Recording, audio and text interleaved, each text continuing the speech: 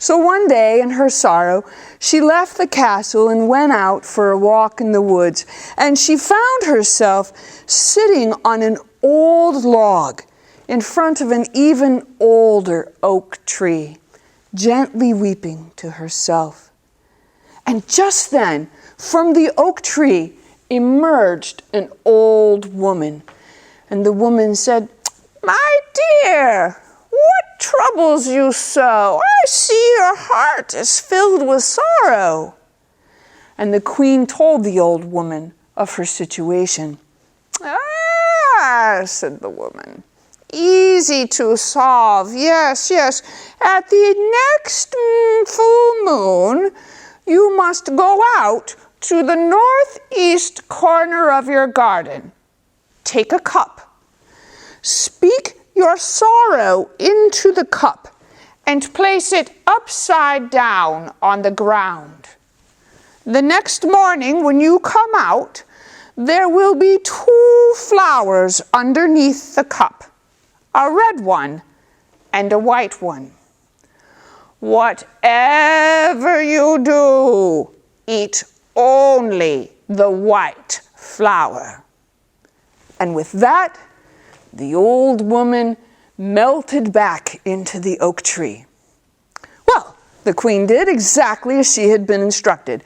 She went home, she waited for the next new moon, she went out to the northeast corner of the garden, took a cup, spoke her desire into the cup, placed it upside down on the ground. The next morning when she came out and lifted the cup, to her utter astonishment, there was a white flower and a red flower.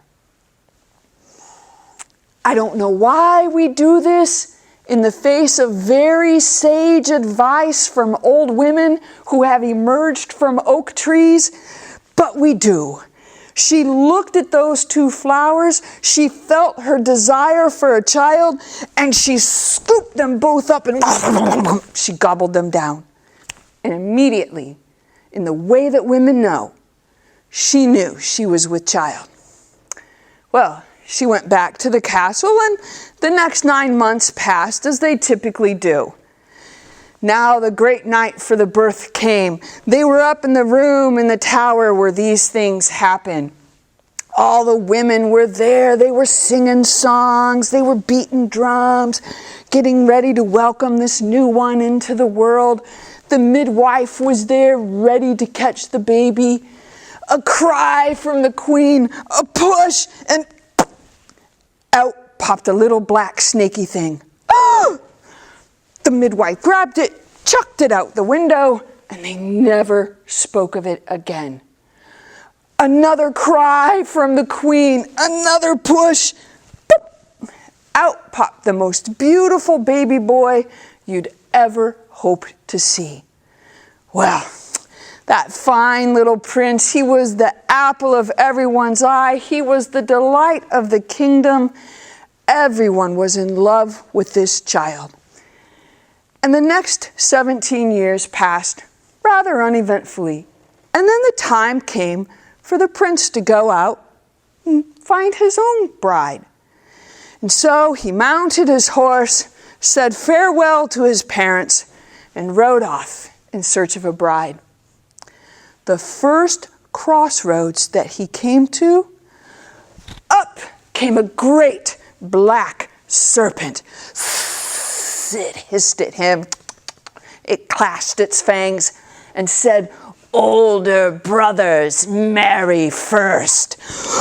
His horse reared up. He turned around. He thought, "I'm going to go the long way around." And he galloped off to go a different way. But the next crossroads he came to, up came the great black serpent. It hissed at him. It clashed its fangs. "Older brothers marry first." Whoa! The horse reared up and he galloped off a different way. And on this went.